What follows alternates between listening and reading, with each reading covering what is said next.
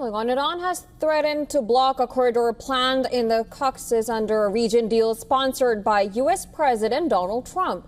And this is according to Iranian media. It raises a new question mark over a peace plan hailed as strategically important shift. Now, earlier, U.S. President Donald Trump was joined by leaders of Armenia and Azerbaijan at the White House. Both leaders shook hands, silencing decades-long conflict between the neighbors.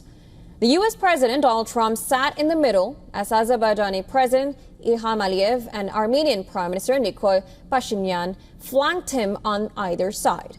Trump said earlier hailed the meeting as historic peace summit and claimed that many leaders had unsuccessfully tried to end the war before he stepped in.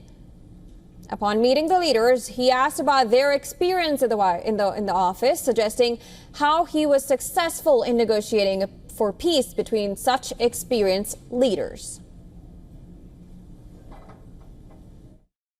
How long have you been in the leadership position?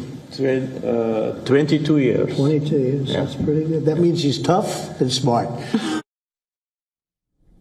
The signed framework is aimed at reaching a concrete pathway to peace and addressing a long-simmering transit issue between the two nations. Azerbaijan had asked for a transport corridor through Armenia, linking the bulk of its territory to Nakhchivan, an Azerbaijani enclave that borders Baku's ally, Turkey. Now, this agreement gives the United States the right to develop the Zangezur corridor, renamed Trump Route for International Peace and Prosperity.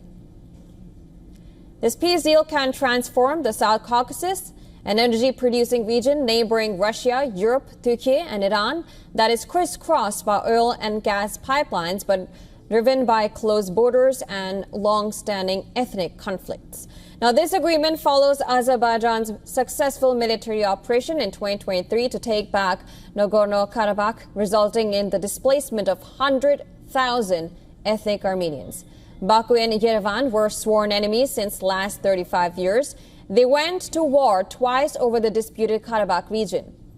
The agreement also includes U.S. military participation in peacekeeping operations and accounts for Washington's growing influence in regional trade and logistics.